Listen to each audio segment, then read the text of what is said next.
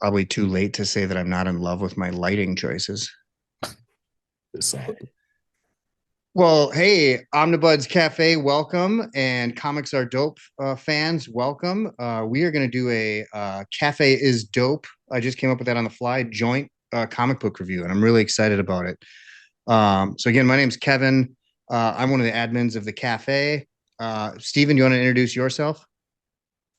Howdy, y'all. Steve, your affirmation administrator for the Omnibuds Cafe, as well as DBZ All Star on YouTube. nice, nice. And the guest of honor, Mr. Kicks, would you? Sure, sure. I'm BJ Kicks, host of Comics Are Dope on YouTube. Uh, I review comics a lot, and I have fun doing it. And you're good at it. We all quite like you. Oh, Thank you. I appreciate it. Well, so today we are going to review a book called Noir is the New Black. And this is from a company I've never heard of called Fair Square. Uh, on the book, it's called Fair Square Comics, but I think they've changed their name recently to Fair Square Graphics. Mhm. And I'm really excited about this. And I'm going to tell the story of how I fell into this book. And Brandon, I don't know if you know this. You on Juneteenth or around there did a Juneteenth kind of celebration video about graphic novels representing historic Black figures, and it was jump in here because Martin Luther King, Malcolm X, Rosa Parks, there were a few others. Yeah, there was an Ella Fitzgerald book. There was a book about a guy named Eugene Bullard, who was like a black fighter pilot during World War II. Um, they're just beyond this big light that's in my face. See.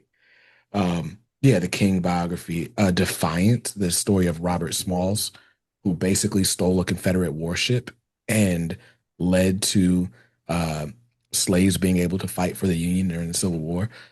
So yeah, a lot of cool books. Nice. So fast forward a month. It's my daughter's birthday. We're at the Mall of America, and she's a book nerd just like me. So part of the day was going to Barnes and Noble.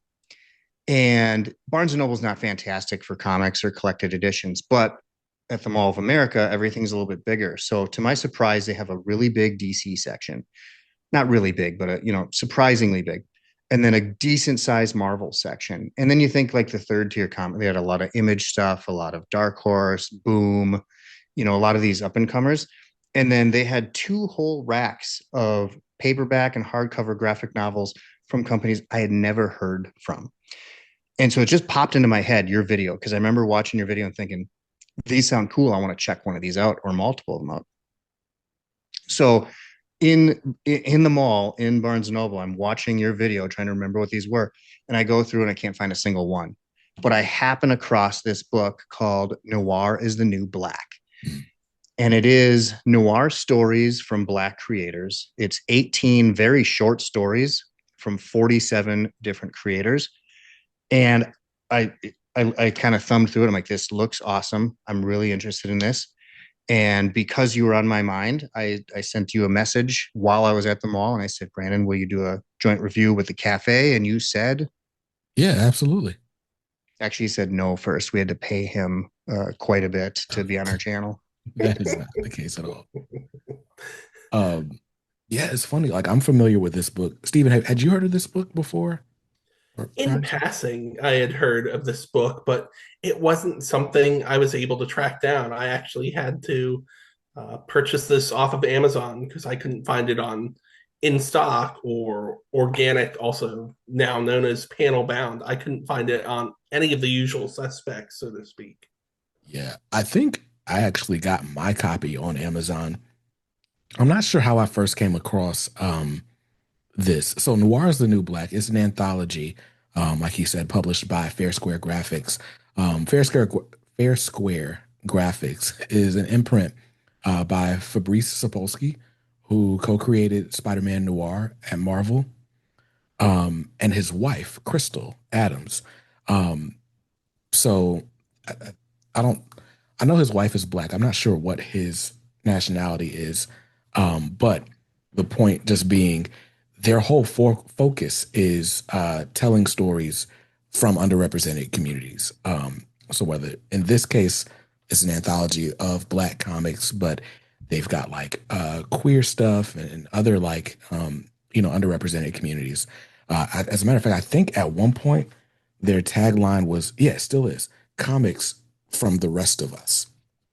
Um, but what put this book on my radar is I'm a big fan of Milestone, and I was doing research on like what some of the Milestone comics creators did after Milestone.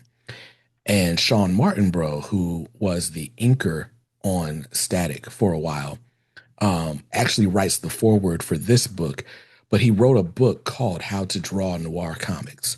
And so he's a big fan of the genre.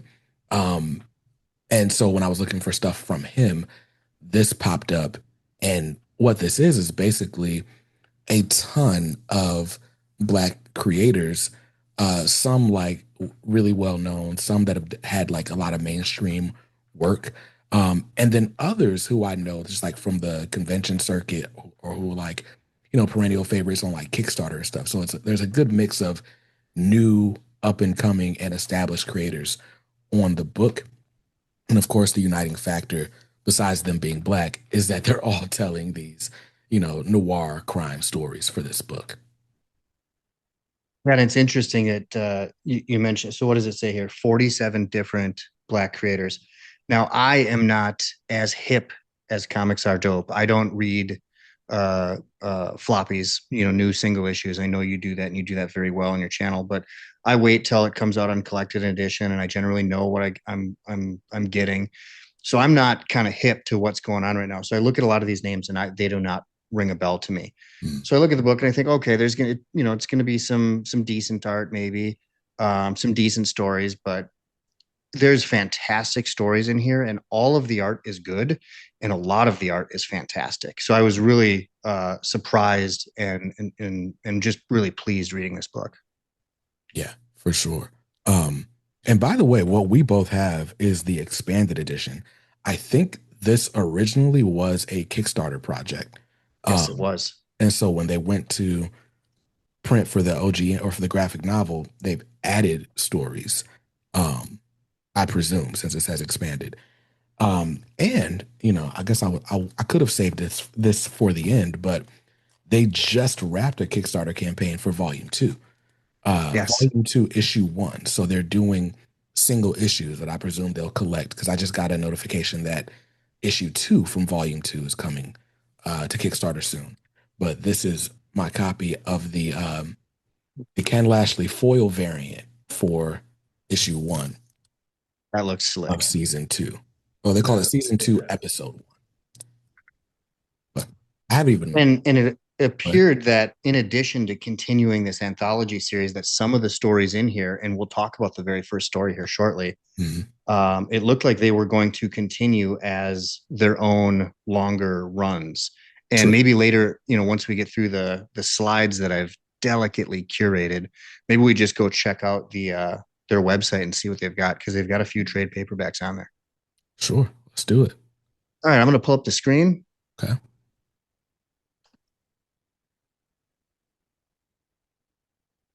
Don't you just say something when you can see it? it is there. I can see it. And Yep. can you see just the slide, not the control buttons that I see up top? Yeah, all I see is slides.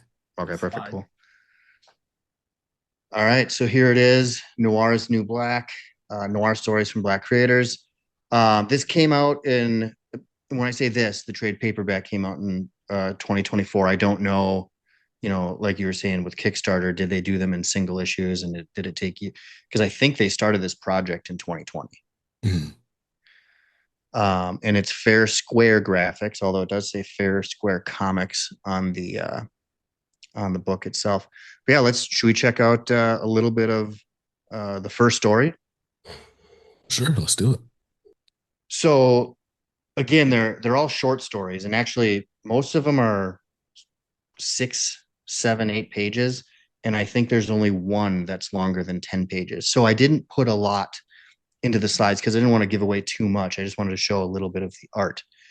But I messaged Brandon and Steven this morning and I said, hey, I'm putting some slides together. We can't talk about all 18 stories. And we don't want to, right? I want people to see this and read it on their own. But what stories did you guys feel really passionate about? All three of us said the Winterfields, which is the very first story in this book. And again, it's a crime noir, noirish story. This takes place in the 1920s in Harlem, New York City, and you can see, I mean, the art's very, very good. And let's see if I don't know if you fine gentlemen know who did the art here. Oh yeah, this is written by Joe Illidge, with art by Chris Cross. So anyone who's not familiar, Joe Illidge, um, really celebrated creator in the community. Joe started as an intern at the original Milestone Comics. Ended up as at one point he was the editor, or like executive editor or something like that at Milestone. So he like studied under Dwayne McDuffie up until the OG Milestone went defunct in like the late 90s. And Chris Cross was an artist who got his start also at Milestone. Chris Cross drew most of the original Blood Syndicate issues. I want to say Chris did some Shadow Cabinet and Zombie as well. But yeah, so two sort of legendary Milestone creators coming back to do stuff together years later. And the chemistry is great. And I don't know if this was intentional, and I imagine it probably could be, but this is probably my favorite story from the book. And I wonder if they led with their best. And this is also the one that at the end says the winter fields will return, right? Into what Right. we assume would be a longer story. And I think they did. We'll check it out. But yeah, 1920s Harlem. This gentleman is kind of charged with watching over the crime boss's wife, and she's a little nefarious, and she's trying to escape.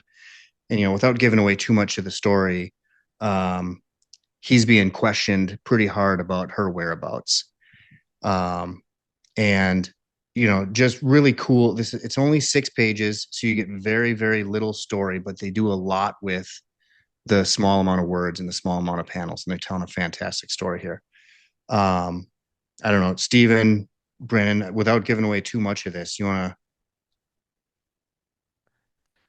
It's hard to talk about it without giving it away. I kind of want to spoil it just because I think I know. what resonates with me is for sure the spoiler. Um, but I get the winter fields, right? Like we're clearly seeing a winter field in these panels. There is another winter field, and I think the way that other character that you're not seeing on screen is used was really refreshing for me. A lot of time in these crime stories, there's a sort of there there's always the disposable family member, like somebody that you're gonna like just kind of dispose of to get the guy to talk. And the character that kind of plays that role in this book is really given a lot of agency, and surprises you in a lot of ways. I loved this story because it it almost acts as a tribute to several different popular media out there, including Pulp Fiction, because you've got this gentleman who, like Vincent Vega, like John Travolta's character in Pulp Fiction, has been tasked with safeguarding this gangster's wife. And unlike in Pulp Fiction, where uh, she makes it home safe, uh, something happens. I won't spoil what that has her disappear. And this gentleman who's been tasked to be the bodyguard knows that he's in a dangerous world. He's trained himself and he trains this at first unseen character to understand the danger that they're living in and how to defend themselves as well, which eventually leads to the twist or the climax, because every piece of noir out there has to be like M. Night Shyamalan and have its own twist or hook. Hmm. It's brilliant. And out of all the stories contained within this book, maybe there is a continuation already, maybe not. This is what I would follow instantly. The only thing that I could see improving this story, I think Joe does a fantastic job, and there's no improvement with the writing. But to have this kick off the story, the only thing that could have made it better, it's not possible because unfortunately, the renowned and well deserved for that renowned Mr. McDuffie is no longer with us. If he had been able to kick off this anthology, that would have been absolutely amazing. True, true. Um, so Stephen, your review kind of for me raises the question like what because for me, I'm not a big noir like head. Like I don't have a lot of these references. Like when I think of noir, my mind goes to like Batman the animated series, and that's kind of it. Maybe like some detective, like Sherlock Holmes or something like that. But I'm not crazy well versed in the genre. For me, the connecting point was I knew of a lot of the creators. But you're coming from this, it sounds like, as a fan of the genre. What was your familiarity with noir and how did it impact the way you receive these stories? So I appreciate that question. I was not a comic fan that started out in the world of noir. It wasn't until I started working for a comic book store around 2010 that I got to immerse myself in something other than the superhero comic genre. And I got introduced to Criminal, fell in love with Ed Brubaker's style of writing, Sean Phillips' brilliant artwork, and was able to start picking up books as they were coming out, like Incognito.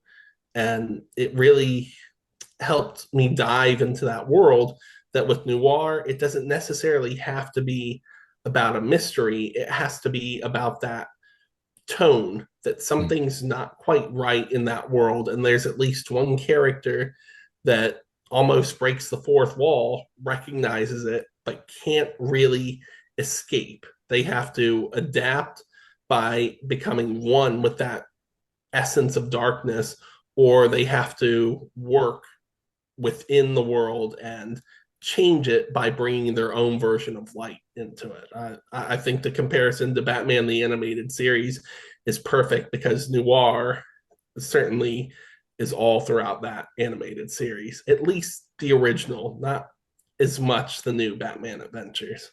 right, right. So, Kevin, are you a big noir fan? So actually, Stephen, you mentioned Criminal, which I just reread, and I everything behind me. I keep it because I love it, and I know I will reread it. And most of this I have reread. Criminal was the first book that I reread within 6 months. So I read it for the first time.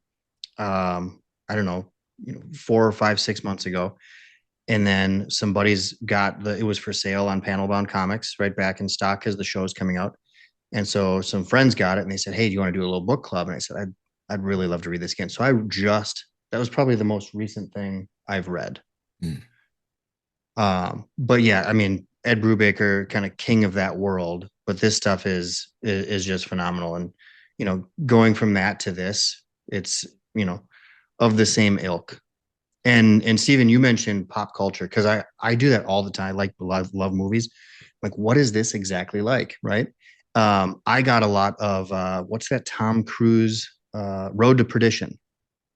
I'm reading this and I feel like this is like Tom Cruise Road to Perdition. And again, not to give away the ending, but Tom Cruise is lugging around his kid in this unsavory world. And so in the 6 pages that is the Winterfields, that's what kind of it reminded me of. Mhm.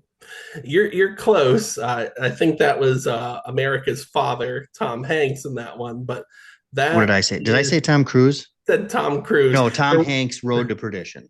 there wasn't a gentleman who wants to do his own stunts and is always running somewhere in Road to Good. Perdition. I'll But have to edit that out somehow. Man. that is a brilliant comparison because that started as a graphic novel as well, Yep. and I believe that came through DC's Vertigo line at some point.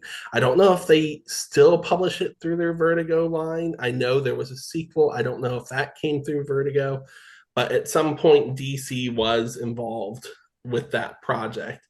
And just like this book and other aspects of noir, you can expect a few things. If it is set in a specific time period, it's not going to be modernized to the point where it's politically correct. So if you're easily offended, you're not going to be suitable for noir, because even Ed Brubaker, he doesn't go full Quentin Tarantino with certain references or language or activities, but Ed Brubaker does not pull any punches. If someone is going to get murdered, you might end up seeing every little intricate piece. If there's a femme fatale, she's not covered up. She's going to use her feminine wiles to get what she wants, however she wants. It's a However, she knows how to genre get it. that's very unique, I feel, within the world of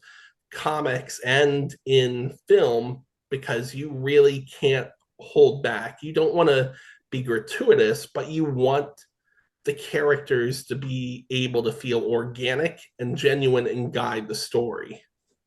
Well, and this story doesn't pull any punches either. I mean, the first story is about a black man in 1920s America. There's stories about black women, black men in 1800s America. So there, I mean, it gets dark, right? And we're not going to show all that stuff, but there's some, pretty deep stories in here. Yeah. And I think, with this being, a super independent book and then a book with an all black creative team, it's like the the sensibilities are there. Like it's not handled with the kid gloves that it might be handled with if it was like someone from outside of the race, writing these characters and trying to show a certain level of respect or caution.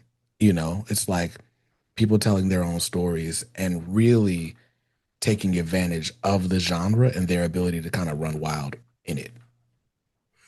And I think that's one of the reasons why I love that they started this off with milestone creators. And Kevin, trust me, if you read some of the milestone stuff, it's brilliant, because if you read a story like Mike Grell's Green Arrow, yes, you get those socially relevant situations that were part of the 80s and they're still relevant in society today, but you get a different perspective that you wouldn't otherwise get.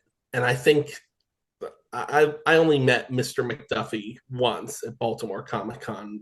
Wonderful gentleman, great professional, but he really spoke to me about the intent between Milestone, not just telling stories about those overcoming your normal problems in life, but to show that these characters were trying to affect societal change Mhm. through their actions, whether it was a hero within that world or a villain. He wanted to, through Milestone, allow you to have an understanding not only of the heroes, but of the villainous characters as well. And we get that with a lot of comics, but to have a creator really narrow down the point of impact he wants to make with his stories, that still means a lot to me these days when I reread the Milestone works.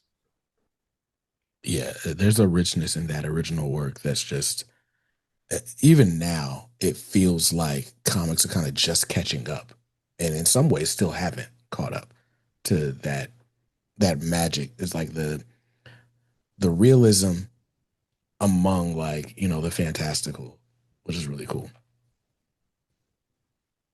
I'm glad we all picked that one because it's a fantastic story. And again, at the end of the book, it says, what does it say at the end of this story? The winter fields will return. And we'll check out their website later, but it looks as if they've released some more stories of these characters. Let's take a look at the next one here. The next one's the one we all picked, right? Oh no, it's okay. Go ahead. I would think we all picked Winterfields, and I know I picked Vera's list. Mm. I did as well. So again, very short story, so I don't want to show too much of this, but Vera's list, actually, let me pull up my notes. A man and his brother's widow are after the people responsible for his death. That leads to a confrontation on a plane in the sky. And then there's, I gotta say this, I make slides, PowerPoints for work all day long, and I'm pretty good at it. I put this one together very specifically, these four panels, because I wanted to read them, but it looks like I cut them off. And Brandon, actually, you've got the voice. Okay. I was wondering if you would read these because this is just brilliant writing to me. So it's, if you go to Vera's list, so page 15, 17, it's on page 21, and it'd be, the first four panels. Okay. If you do that for me, you'd make me so happy. All right. I got you, man. I don't enjoy killing. I also don't enjoy cough syrup. But when my throat is dry and scratchy, I take my medicine. Chills. Uh, I'm Chill. at my daughter's singing lessons. I'm sitting outside the room and I'm reading this book, and I'm taking notes on my phone, and I put the book down, and I type my notes up, and then I go back and I read that again, and I make sure my notes are accurate. I'm like, we gotta cover that panel. I don't enjoy killing. I also don't enjoy cough syrup, but when I must, I'll do it. It was just fantastic. Yeah. So This this is one one of those is stories that really relays the importance of turning expectations on their head, which is a main feature of noir. In this, you've got the femme fatale really showing just how fatal females can be in the noir genre. this one takes place in Illinois in the mid 40s. Mm-hmm. And this woman in the dress is, without being explicitly told, she runs some kind of crime ring, and she's of some importance. And the impression is that this other woman, or this man and his brother's widow, place some of the blame for the brother's death at her feet, and so they are after her. But the confrontation takes place in the sky, so not a lot of options when you're in the sky. Brandon, was this one on your list that you wanted to cover, or what did you feel about this story? It wasn't. So when you guys picked it, I went back and read it. So full transparency, when we would decide we were going to talk about this, I went through the list and I was like, all right, let me just pick my favorite writers and cherry pick their stories. But that's the beauty of us doing, our own individual list. So it's like, all right, what is it about this story that you guys liked? And I think for me, and this is written by Tyrone Finch with art by Todd Harris. Morby does the colors. Um, I'm a sucker for narration. Like I love an off-panel narrator. And I love when the narrator is like you can't necessarily tell who it is.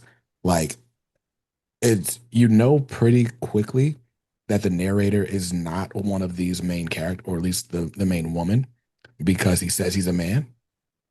But you're like, okay, well then who is it? And why is this story important to him? And that's what I like. Just him being in his head while we're watching the action unfold. But also this is a very like cerebral story. It's like all these people outsmarting one another or trying to, in the midst of this confrontation. And that's fun as well. But yeah, the biggest thing for me is the narration, and then as we jet into the end of the story, this just says straight up the end, which is like, dang, like I want more of this. It feels like we're jumping into, okay, what we can easily have another chapter, another issue, what have you. Yeah. But yeah, that was what I loved about the issue, or that I felt short. that way about the first four. Some of these are like perfect as a Yeah, one shot, but the first like four or five stories, and oh my god, I'd buy a whole book of this. right. Stephen, So yeah, Vera's list was on your. This is one of the ones you wanted to cover with me, right? yeah, I love that the protagonist, the narrator rather, is talking about Vera all throughout. Why he's meant to protect her, even though that's revealed pretty early on why Mm. she's important. That's not the twist. The twist, well, if you look at the panel, you can kind of see it, but I'm not spoiling it. Pick it up, boys and girls, and see Mhm. for yourself. He talks about her being crazy, and my notations just say Vera's crazy, crazy brilliant, and that shines through. I would love to see this continue as well, just like the first story. And I can't say that about every single story, but yeah, this is definitely one of them. I love the narration, just like you, Brandon. I love reading narration, all those old Chris Claremont issues of X-Men where he just goes ad nauseum with narration exposition. If it puts me into a better understanding of the world, I don't care. I'll read all night and day because I love prose Mm. too. But this narration had a purpose. It works well alongside the art, and the characters you're meant to root for, you're given a reason to. You're Yeah. not left in a situation where you're told these are the characters you're supposed to support, and they turn out to be the exact opposite. I like stories like that where there is a twist, but the twist, the joke sometimes isn't on you for being led to expect something. Right. It's almost like the narrator didn't want to be there, or maybe would not have chosen to seek revenge for the loss of his brother. But his brother's widow kind of pulled him along for it. And he's like, I'll go just to protect you because I promised my brother I would. But Stephen, to your point, numerous times he's like, yep, she's nuts. You got to love an unexpected hero too, someone who doesn't want to take that stand, who just wants to do what he originally intended to do and is Go. forced to actually take action. Right. I love a reluctant hero. Reluctant hero. There in comes the pro with the perfect closeout for the story. Let's check out I don't remember what so Brandon, this is one you and I agreed on. Yeah. And this one is called Owsley. And again, we jump around I think all these stories happen in an American setting, Yeah. but they're all throughout different points in time. So Yes. this one's really interesting because it takes place in Little Rock, Arkansas in 1988, I believe that says. And then you can't see it in the slide, but there's a footnote kind of confirming that some of they're mentioning something with Bill Clinton's brother, which I had no idea about. And then at the bottom, like, no, this is true. Bill Clinton's brother went to jail while he was the governor. Right. So it kind of perfectly puts you in that setting. We also get a change in art style considerably, and I don't know if either of you know. So this is written by Greg Burnham, and then art by Marcus Williams. Yes. So Um, Greg Burnham and Marcus Williams, they are a team that works together fairly often. Of their kind of claim to fame is a uh, book called Tuskegee Airs, which is about a team of kids who are inspired by the Tuskegee Airmen and basically fly these robot warships. Um, and so it's like part Red Tails, part Transformers, part I don't know, insert your favorite TV show with a kid cast, like Kids Next Door or whatever. Um, but it's like that book, which I have also, is like dying to be an animated series. But anyway, that book raised a ton of money on Kickstarter and really is a favorite on the convention circuit to the point where it's like people come and cosplay as the characters and all that. Um, this is very different from that. Owsley, and Owsley is basically a what 3 4 page trailer for a book Yeah. that they end up doing called The Little Rock Files. So this whole teaser is done by Marcus Williams, who has this really cool like cartoony style. Um, you may have also seen Marcus Williams. He did recently for Massive, he did a book called I Lie Popeye, which was Popeye, but kind of through the lens of like shonen anime. And so there was a picture that he did, just fan art that went viral of Popeye and Goku like kind of laughing together after a battle. And King Features reached out to him like, "Hey, you want to do a Popeye story?" So they let him write and draw this 4 or 5 issue Popeye series, and it looks amazing. Pretty much, it's actually a slightly different style than what you get in this book. Um, because it's not noir, so it's really bright and fun and colorful. But I love Marcus Williams' art. Like, if you ever see him at a convention, his prints sell so quickly every time. But anyway, he and Greg do Tuskegee Airs together, and that book is also a favorite on the convention circuit. Um, yeah, I don't know. I lost train of thought. Where are we? What are we doing? So we're talking about Owsley, Okay. and you mentioned this is another book that was as I'm reading it, I'm like, oh man, I hope there's more of this because it's so good. 6 pages is so good. I'm hoping for more of it. And that doesn't, we've all read 6 pages of comics for like, this sucks. I don't know why I bought this, right? That doesn't happen at all reading this, but Owsley is really cool. So let me pull up my notes for Owsley. So Owsley, I don't remember his first name, that's his last name, is a police officer in Arkansas in the 1980s. And he uncovers a conspiracy involving the US government and South American drug and gun traffickers.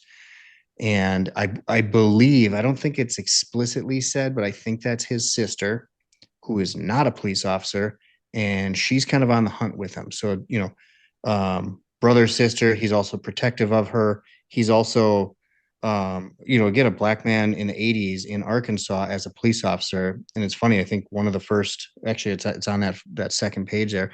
He gets pulled over because he's driving erratically, and white police officer pulls him over, and there's some commentary that we all probably expect in this kind of scenario, and the white police officer realizes that it's a fellow officer, but is still giving him a little guff for Right. his how he was driving on the road. But yeah, you're introduced to this concept of this conspiracy that's kind of out there, and very quickly they realize, nope, this is true, and it ends right with a cliffhanger. So this is another story. What did you say they continue this as, Brandon? Little Rock Files. You Uh, got it. I do. I do. Um, Can I ask, did you find it on Amazon or did you go to their website? that's a good question. If I remember correctly, I bought this from Greg at a convention last year. I think he was at NC Comic Con either last year or the year before. And that's where I got this. Um, and something else. Oh, Tuskegee Airs just happened to be at my comic shop. But yeah, so Greg Burnham and Marcus Williams do that preview, and that preview ends up in the back of Little Rock Files. But Quinn McGowan, who does a different story in this anthology, is actually who does the art on what becomes the first chapter of Little Rock Files.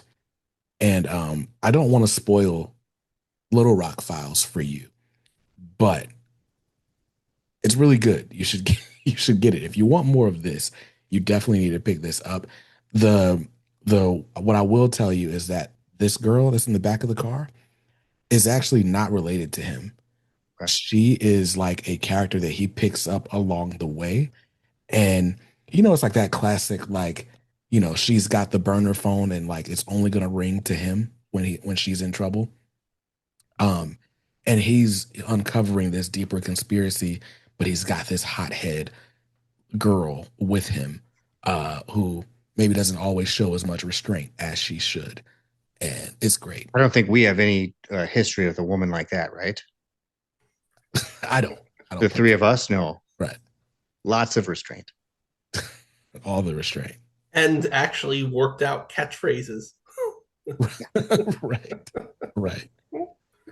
But This was fantastic. My only complaint in my notes is the fact that you do want more.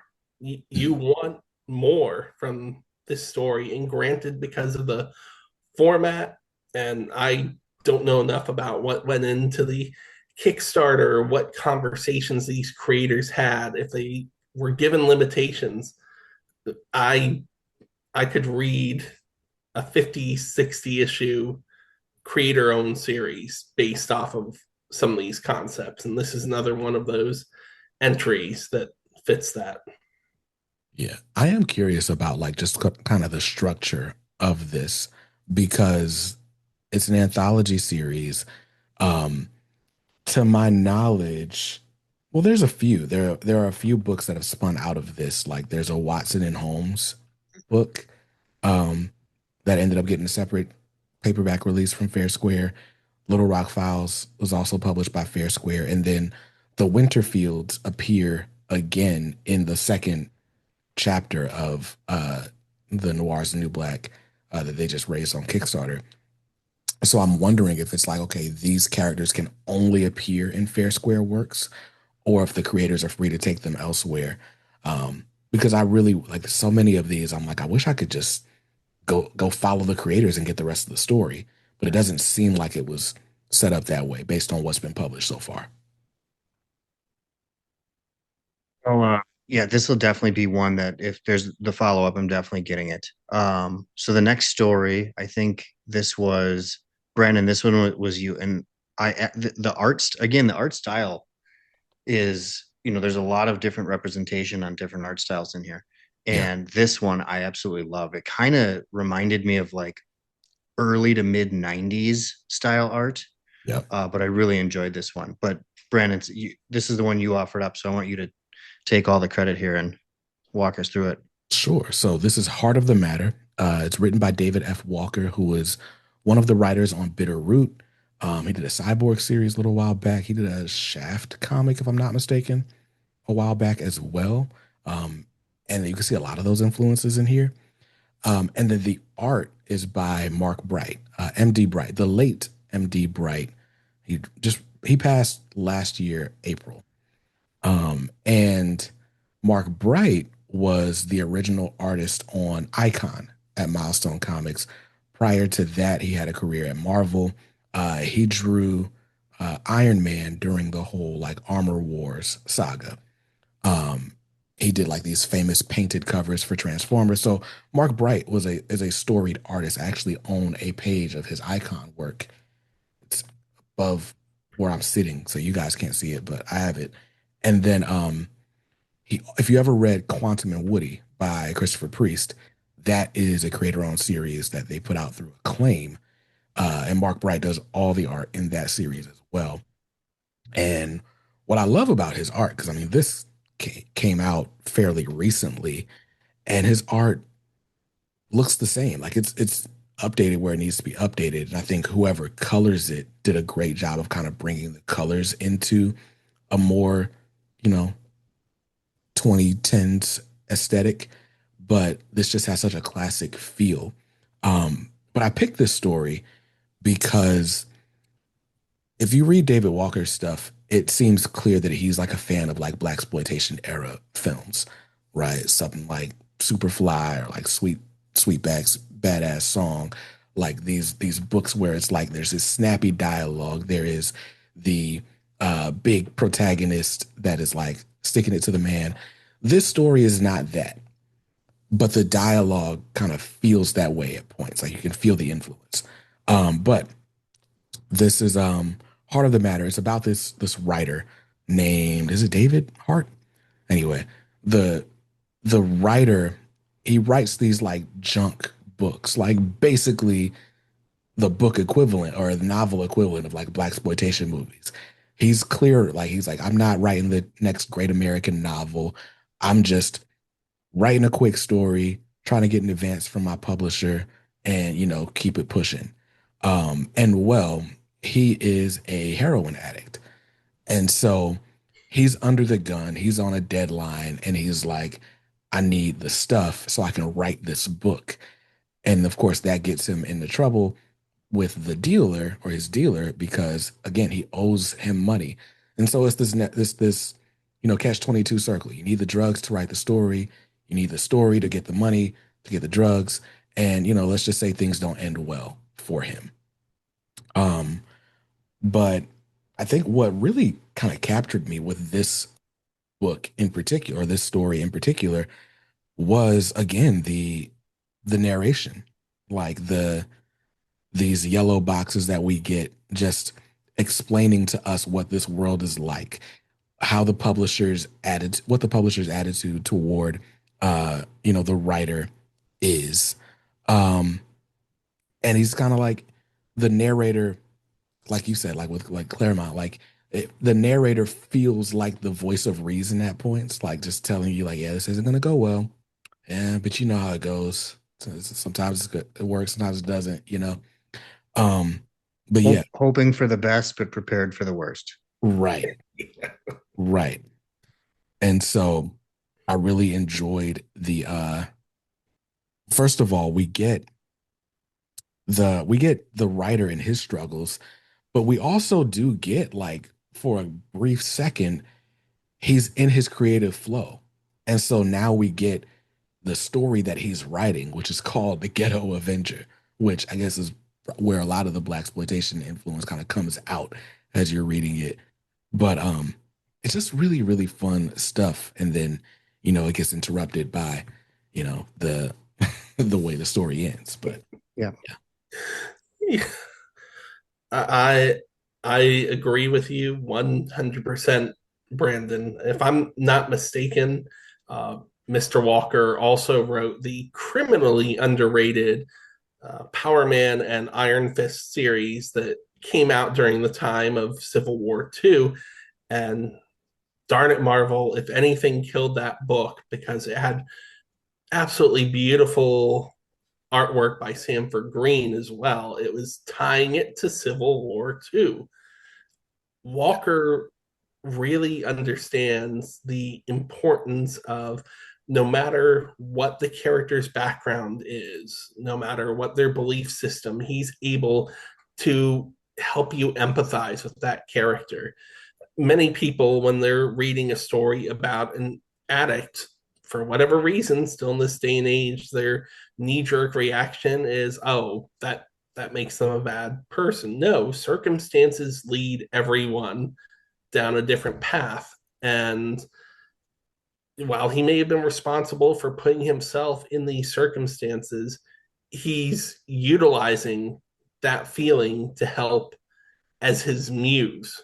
And he's dug himself one hell of a hole trying to reach that muse each time. But it's very reflective and to a certain extent ironic because many of the writers that are considered to be prolific, both in prose and in comics, that shaped things in the 70s and the 80s, they wound up in similar circumstances, but didn't end up in the same conclusion that this particular writer in the story did. You look at Stephen King, he is not afraid to admit what he had to do to be inspired. Frank Miller has been sober for years, but when he wasn't, we got stories like Batman Year One, The Dark Knight's Return, and to a certain extent, Sin City.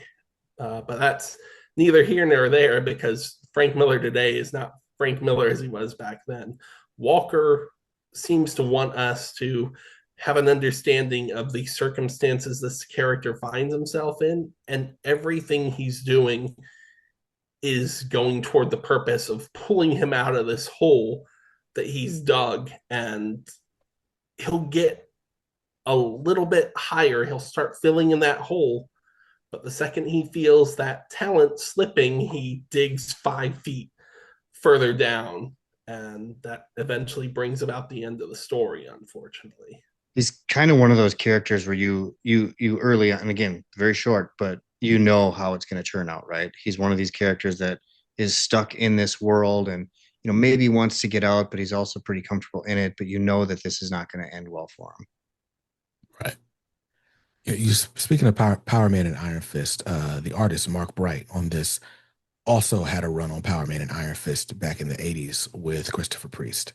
Um, and yeah, it looks very similar to this. It's great. We keep losing some amazing talents in the world of comics. I mean, we lose people all the time, of course, but we're all geeks. We all live in this culture, in this community. And if anyone's going to take notice of that loss, it's going to be us to see someone who, um, again, I had the opportunity to meet him at a convention as well, who not only was brilliant as a creator, but a genuine person.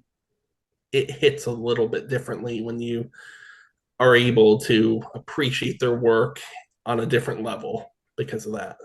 Yeah. Yeah. It's always helpful when people that make the stuff we love are also lovable people.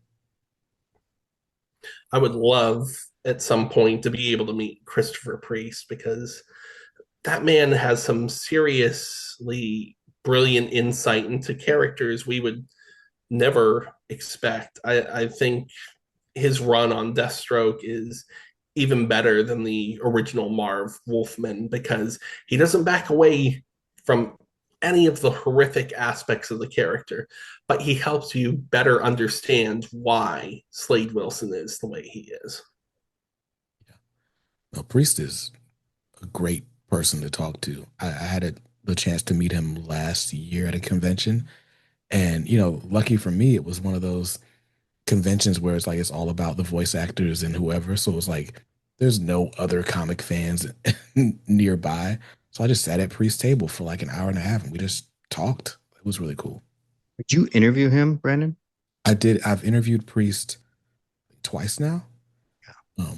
Yeah, he's always an amazing person. He's got the best stories. He's got the greatest insight. Priest was the first black editor at Marvel and the first black editor at DC. Oh, Like, word. right, right. It's crazy. So he's got stories for days, and he is not shy about sharing them.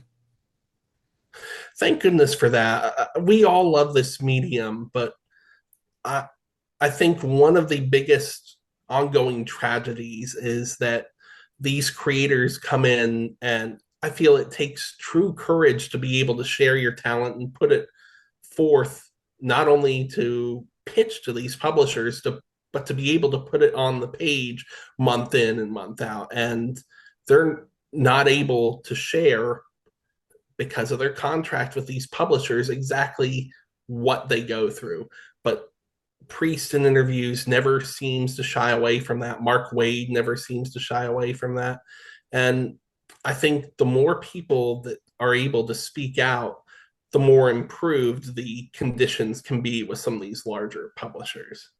Yeah, not to go down too far down the rabbit hole, but if you ever find Priest's old blog, it's an amazing read. He basically kept a catalog of like everything he ever did in comics and the way he and how he felt about it, like almost in real time. Great, great stuff. I'm writing that down now to track it because I'm one of those guys that if I have a better understanding of what goes into these books, I Mhm. appreciate them even more. I'll find it for you.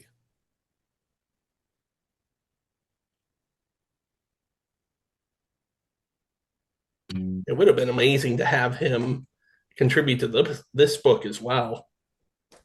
Yeah, yeah. I mean, he's still active. He's got a Red Sonja series out right now. I think he's still the writer on Vampirella, which makes him like the longest running writer on Vampirella. Period. Um, he got Because nominated Dynamite likes to relaunch titles just as frequently as Marvel. Yes. for sure. Well, we've got Noir is the new Black. What are they calling it? Season two. Yeah. So another set. So I mean, always an opportunity to do that. Did you guys have? Was there a story that we didn't cover today that would have been next on your list had we had more time? Let me see my notations here because I put everything in bold that we could potentially talk about. There were quite a few that I legitimately enjoyed, but I feel like if the assignment was to take this say 6 to 8 page format and be able to both set up the story and bring it to not necessarily a permanent conclusion, but give you a full story. There were those that were more skilled in being able to meet that expectation. Yeah. Uh, I liked Gluttony a lot because, not to be political, but comics are reflective of the real world and they contain their own politics. I liked that it included a story of this politician who publicly was pushing for positive change, and behind the scenes, he wasn't what was expected. And there was an opportunity to take him down and show that sin, controlling your life, eventually will lead to suffering. I liked that aspect. I loved the art in The Circuit, which was the futuristic noir story, because we got a couple stories set in the future, some close future, some far flung, a la the Matrix or a mechanical age of apocalypse. I really liked that.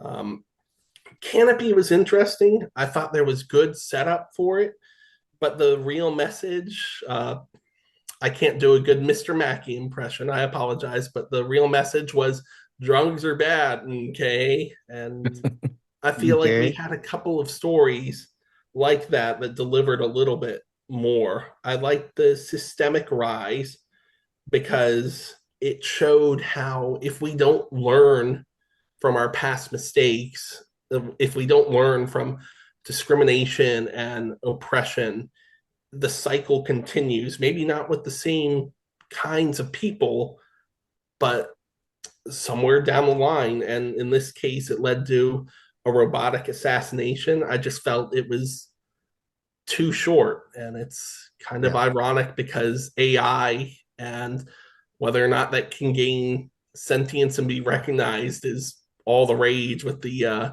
Gen Zers right now. So it was kind of funny to read that.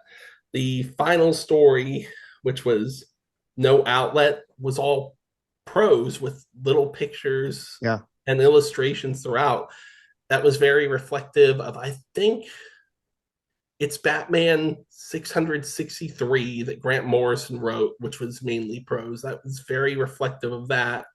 And I loved it because even though Bitterroot is its own thing, I kind of place myself in the same world that Bitterroot is set in, Mm. just as if it was in a prose form because of the art style and the font they picked for that Yeah. prose. Nice. Overall, I thought this book was brilliant, from the foreword by Sean Martinbrow, who also did an amazing run on Thief of Thieves in partnership with Image and Robert Kirkman's imprint, to Fabrice's afterword as well. There was a lot of soul in here. Brandon, was there a runner up for you that we didn't cover today? You know, I mean, I think we covered the ones that I really wanted to cover. I liked Southern Hospitality just because I'm a sucker for seeing clans people getting the best of. Hell Um, yes. getting their just due. Hell Um, yes. but yeah, I love that one. And then Nehru, Nehru was very interesting because again, I'm I, I shouldn't say I'm new to the noir genre, but I'm not as familiar with it. But like when I picture something that's noir, I'm thinking like trench coats, rainy, dark alleys or whatever. And this was a noir story set in the far future, like 2065. 2065. Yeah. And basically it's a woman who was killed and her consciousness was like uploaded to some kind of robot for nefarious purposes. And like but like the somehow her soul exists outside of the robot and she tracks down the person that like put her in the robot body. I don't know. I don't know. I think just the concept of that even being a thing just kind of struck me. Um, though it's like, yeah, it's definitely weird. Um, but she's basically like, I guess it's like she can't die. Like no matter what people do to her, like her consciousness exists somehow, but she's tracking these people down either way. I thought the one, if we had more time, I would have talked about Gemini Visions. I thought that, and that was one of the ones that I thought ended perfect. It was perfect on 6, 7, 8 pages. A woman recently kicked off the police force, continues her investigation privately of missing Black women in Baltimore. She seems to think that they're connected. No one else does. No one wants to listen to her. But one of the missing women is her twin sister. Mm. And if you recall how it ends, it's like, I mean, a definitive ending. But I thought it was a wonderful story. Let's pull up fairsquaregraphics.com because I want to show people where they can get this and also just for us to explore what else is out there. All right, so Fair Square Graphics is where you can find. Of course, you can be like Steven and support Jeff Bezos and buy this book off Amazon if you want. But if you want to support the creators, I would go to fairsquaregraphics.com and pick up this story. I'm just teasing you, Steven. But Brandon, you kind of alluded to it earlier. They're continuing this series in single issues, and hopefully they'll collect it. But you see here is Noir is the New Black, season 2, which we assume is volume 2 and episode 2. So you got episode / issue 1. Number 2 is on Kickstarter right now, so I'm gonna have to go favorite Fair Square. But then it shows some of their other creator owned work. And we can kind of go down graphic now. They have graphic novels for all ages. I've not seen or heard a lot of these. But all ages is always really cool because we should all be trying to get our kids into comics. Amen. Noir stories by Black creators. So this is that Noir is the New Black. So we see Little Rock Files. It says number 1, cover A. It's $9. I assume, Brandon, that's the copy you shared. Yep. Which is the continuation of, I forget what the title of that story was. Owsley. Owsley, yep. So I am buying that one. And it's perfect bound. I don't have a page count here, but it looks like it's a bit longer than a standard comic issue. So okay, the $10 is worth the price. So it's one issue, but it's a big story. Yeah. Oh yeah, that's like a small trade paperback. Right. One thing I want people who are watching this to recognize is that if a creator owned comic from a small press like this is priced at $9.99, you're going to get the most bang for your buck, because this isn't a corporate comic where it can be priced $4.99, which is the average price of a single issue comic. And the creator is still going to get a quarter per cover sold. Yeah, all the money is going to pay these creators. They don't get advertising that helps keep books paid for $4.99. So $9.99 is a beyond stellar price for something that's coming from the heart and soul of an independent creator. There was no discount on this book. I did pay $30 willingly for this book and don't regret a single red cent, even though I won't be able to say that much longer since the penny's going away. The penny's going away? Penny's going away. Penny is going away. Huh. Interesting. They're just not going to print anymore. I think they'll still be in circulation for many, many years, but eventually they'll be gone. But so the other things they have here, so and Brandon, you have one of the copies of this, but this is Noir's the New Black, season 2, episode 1. Yeah. There's numerous covers here, and one of the covers, which got me really excited because the first story we covered was Winterfields, and it was one that we're all like, we want this to continue. Yeah. So hopefully we're going to get more Winterfields in this second iteration or volume of Noir's New Black. Spoiler alert, we definitely do. And it's a decent amount of pages too. It's like 10 pages. 12 pages. So in issue 1 of season 2 that they're calling it, how many short stories are in there? There are three short stories. We get The Winterfields, we get No Face, which is written by Ernest Dickerson. Ernest Dickerson, if I remember correctly, Ernest Dickerson is the dude that did Juice, the Tupac movie.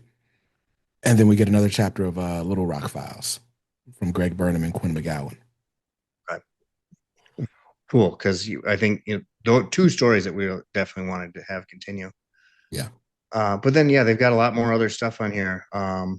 Black Girl Magic, Shakespeare's Vampires, One Hit Wonder, a crime comedy graphic novel. That sounds really cool. So I'm always trying to push myself to explore other things because I think like I'm a big superhero fan. I've got a lot of Batman. I've got a lot of Marvel. Brandon, Steven, I know you guys do too. But some of my favorite things I've ever read are indie books. So I'm True. trying to push myself to be a little bit more like Mitch, our buddy Mitch, Yeah. who I think only buys weird things that no one's ever heard of. Right. And it's admirable. Like trying out these new things, supporting smaller creators. You might just happen to find the greatest thing you've ever read. That's true. And just on the note of supporting these indie creators, um, I don't know how much you guys are familiar with all the Diamond Comics distribution drama, but basically Diamond went bankrupt, and as they have gone bankrupt and sold themselves to another company, they basically are holding hostage um, all these different publishers' inventory.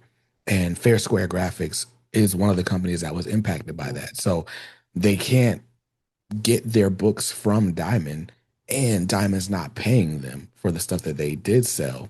And so they just wrapped up a campaign, like just trying to raise some money just to keep operating expenses Yeah, up and print some of this stuff that you now see on their website. So the best thing you can do to support them is to go to fairsquaregraphics.com and keep this ball rolling for them. absolutely. Well said. And yeah, that what a garbage situation. I mean, we've been dealing with Diamond being terrible for a long time, but not ever financially impacting. So, I mean, that's got to suck. Yeah. Well, They've got one slice victory of there. life graphic One, novels. Um, what else? Yeah, so just a lot of really cool stuff. Forthcoming titles. So they've got something coming out, hyphen Jewish stories in our own words. The Big Lie, a Belgian reporter adventure. That's a Uh, clear 1010 reference. yep, yep, it looks like it. definitely. Breath of the Giant expanded edition. Happy Endings, a supernatural queer anthology. So really cool stuff. So definitely, get on and when we edit this, we'll put it somewhere wherever I am on this thing, fairsquaregraphics.com. But definitely at a minimum, pick up Noir is the New Black. 18 very unique stories, fantastic art. I'm really happy that I stumbled upon this. I'm really happy that Brandon answered the phone and said, "Yeah, I bought that like a month ago. I've got it. Let's do it." And then Steven bought the copy, and I think we all read it fairly recently, and just really happy to have done this. Yeah, very fun. Thank you for the invite because this would have sat on my shelf only partially read for who knows how long. That's what shelves are for, man. I mean, I have not read everything back here, but it's there for you when you need it. That, sir, is the blessing and yet burden of being a collector. Right. Well, if you like this video, hit that like button, leave a comment, tell us something nice, please. Hit that subscribe button. This is our first time ever doing a co-review or a joint review. I don't know what you'd call it, and I don't know that I've seen a lot of things like this. I'm not saying we're the first to kick down this door, but I thought it was really fun. And Brandon, I hope we can do this again. Oh yeah. But yeah, subscribe to the cafe. Join us on Facebook. Brandon, you want to give a shout out to your socials? Sure, sure. Yeah. I am at BJ Kicks on all the socials. I'm most active on Instagram and Twitter. But I do have the blue sky and all the things. You can find me at Comics Are Dope on YouTube. Um, yeah, we do this. I do a weekly show called The Pull List where I show you all the books I'm picking up each week. And then we also do we got a podcast, we got reviews. I got a lot of stuff in the works. I am currently raising funds to purchase a new editing machine. So if you would like to help out with that, you can go to comicsaredope.com/help me out. And I really appreciate it.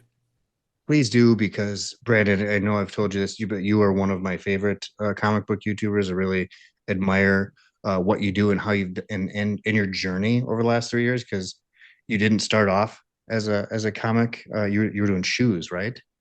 I had a music business channel. I was teaching marketing online. Yeah. Um, and I did also have a shoe channel at one point. Yeah. But it has blossomed into and really taken over from your creative space. You're a comic book YouTuber, Yeah. and you are one of the best at it. So thank you for joining us. Please go check out Comics Are Dope on YouTube, Instagram, all that stuff. And then you'll find all three of us in the cafe daily. True. Thank you guys for inviting me to do this. I really had a great time. So I appreciate it. I'm Absolutely. back whenever. All right. Well, we'll catch you guys on the next review or the next flash reading order or whatever the heck we're going to do next. It's always fun. It's always comics. Have a great night. Have a good one.